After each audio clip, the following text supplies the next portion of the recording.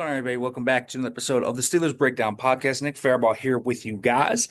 Friday Night Lights is tonight, so obviously, what would usually precede this would be a Steelers Rewind. Instead, we're doing the opposite today. We're doing Breakdown first, Rewind later. That'll come out, geez, I don't know, 10 o'clock because 7 o'clock practice, 2 hours.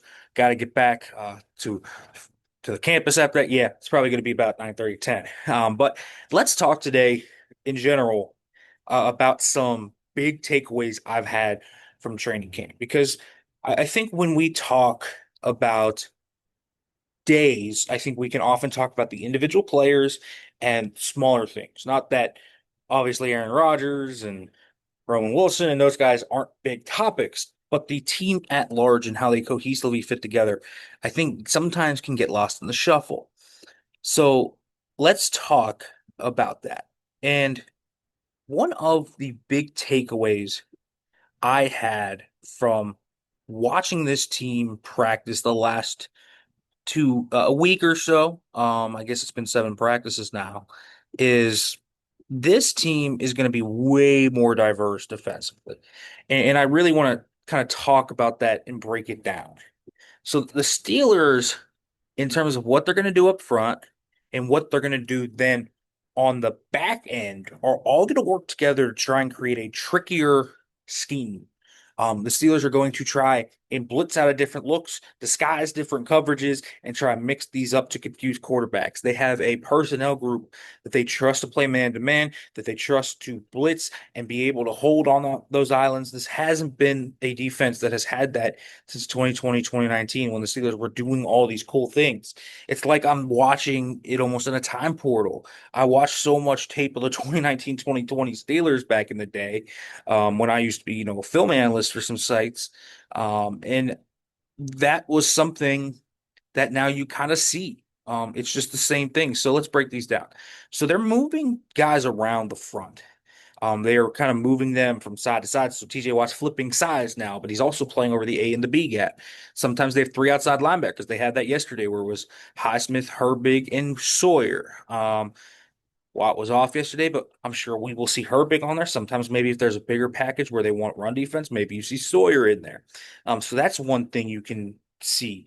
And it's probably one of the most important things they can do just to have a little bit of a trickier setup to mess with protection calls and have them find TJ Watt and matchup hunt. I thought that was something that I was just begging this team to do a little more often was matchup hunt.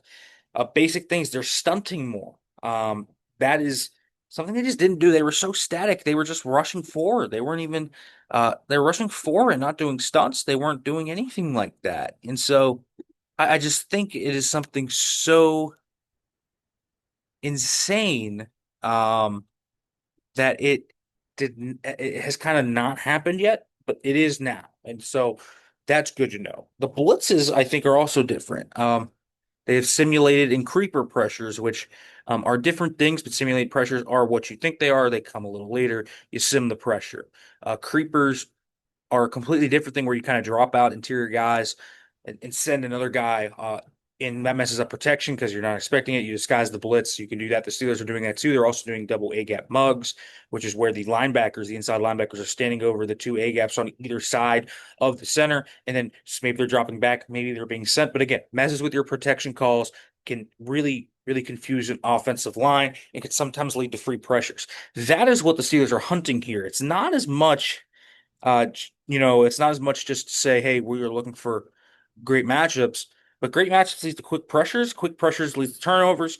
They lead to failed plays. They lead to tackles for loss. All these things. Quick pressures are so key in the NFL. And oftentimes, scheming those open is really important. So the Steelers are looking for that. And they are also getting involved with the slot blitzes. The old zone blitzes that we saw with Mike Hilton back in the day are now Jalen Ramsey. It's Chuck Clark. It's Deshaun Elliott sometimes coming out of the nickel or the strong.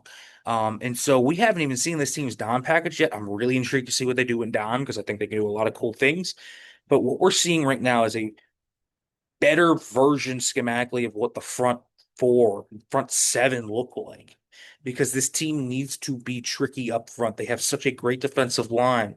If you can maximize that with some matchup hunting and some basic schematics, this team could be so good. I thought they But for how good that defensive line was last year, I truly believe, defensive line plus the outside backers last year, we're a top five unit in the NFL, even with some of the run defense woes.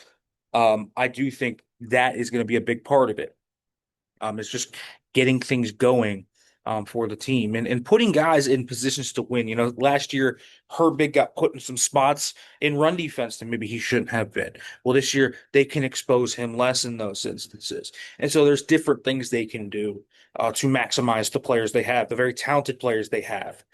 On the back end, disguising coverages. I think we're going to see a little more quarters this year. They have the personnel to run a lot of quarters. They have the personnel to run quarter, half. They can play man to man too, but I think that's kind of what they're going to look at. And so this team is going to be more of a downhill aggressive blitzing team that fits Patrick Queen a lot better. Them not blitzing last year and using Queen as like a space player essentially, and someone that has to process a lot. It didn't really fit what he is. It doesn't really fit what PQ is. If you're not going to blitz a ton and you're not going to be a downhill attacking scheme, it's hard for me to validate the Patrick Queen sign because that's what I thought they were going to do. Well, this year it seems like they're going to do that.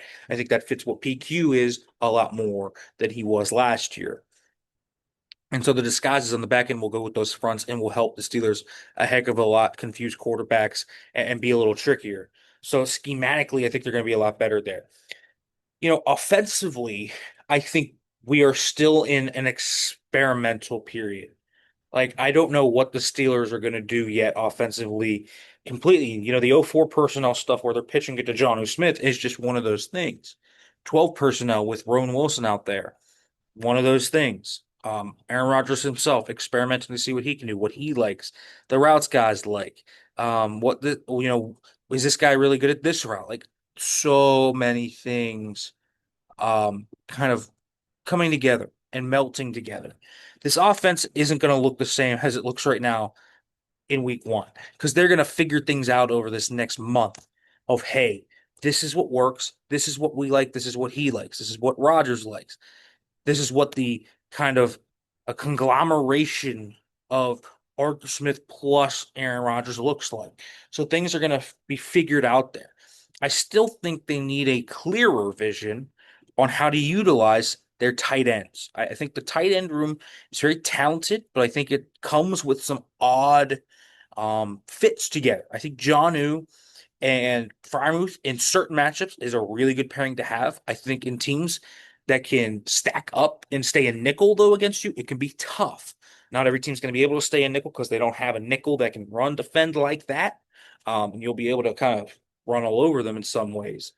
But I do think that's going to be part of it. So how much does Darnell play? How do you minimize Johnny's blocking struggles in a 12 personnel set? Do you need to get a bigger receiver like Gabe Davis who can just maximize your physicality in those sets? I think that is an intriguing idea to do, even if he has other ills. He can block his behind off. There's no doubt about that. So there's vision. There are things that I think need to have a vision there on the tight end room. In terms of wide receiver room, I still think they need another wide receiver. I think Calvin's kind of good with what Calvin is. I think Roman Wilson's been quiet until yesterday. He had a really good day yesterday. So let's see if he can stack that. But I still think they need another body type in the room. I think it needs to be a bigger Z that can block. So I do think that's something that they need. And I do think they end up adding one to that room. The offensive line, I think, is also a little bit of a hodgepodge right now. We haven't seen all five guys together yet. Sam Allen missed the first week. Broderick has a groin issue. We'll see when they come together. Broderick obviously struggled early on. I'm actually really excited to see the interior. I'm really excited to see Sayamalu, Frazier, and McCormick together. I think McCormick's had a really good start to this camp, and he had some issues last year that I thought were concerning with some pad level issues. But he's got that mentality right, and I think he's taken a nice step. When you look at Fautanu, he's going up against TJ Watt every day. And I think he's been really good so far. I've been really impressed by Troy Fautanu, especially when the pads popped on. This guy isn't even fully confident yet in his knee, and I just think he's churning really well. So I do have some questions about the O-line, specifically left tackle. We'll see where things go. So the fit of this offense together, I think, is still ironing itself out. They have the puzzle pieces, but they're still trying to fit them together. And they're kind of figuring if they need to take one more out of the box. If that's kind of my metaphor for this. That's kind of how I think they're going to do this, specifically on offense. I think on defense, they have a clear vision. They've already put the puzzle pieces together. Now they're just kind of experimenting of where to hang it. That's kind of where it is right now on that regard. So I think the Steelers overall at camp have had some interesting schematic ideas on both sides of the football, but the visions I think are clearer on one side versus the other. Where, you know, obviously on offense, when you have a quarterback like Aaron Rodgers, it's a little different. So, I do think locker room wise, Rodgers has fit in really well. I think culturally, that's really meshing. Everything I've heard from players, from coaches, from people that I've talked to has been, man, this guy's been really cool and really awesome around us. And same thing with Jalen Ramsey. Like, you ask about the malcontent in the Dolphins locker room. I've heard great things. He's just super kind of instructive inside the film room. He's helping guys. He's helping Joey Porter Jr. He's helping Corey Trice. He's helping these guys. Anyone that has questions, he will help out. So there's those other things culturally as well. I think they are meshing together. I think this team really likes each other. That's the one thing I've heard, man, is that this team loves each other. Like the locker room is just fun. Even when you have those flare-ups out of competitive nature, there's a lot of respect among these guys in the locker room. Guys respect A-Rod. Guys respect Ramsey. Guys respect Jonnu, DK.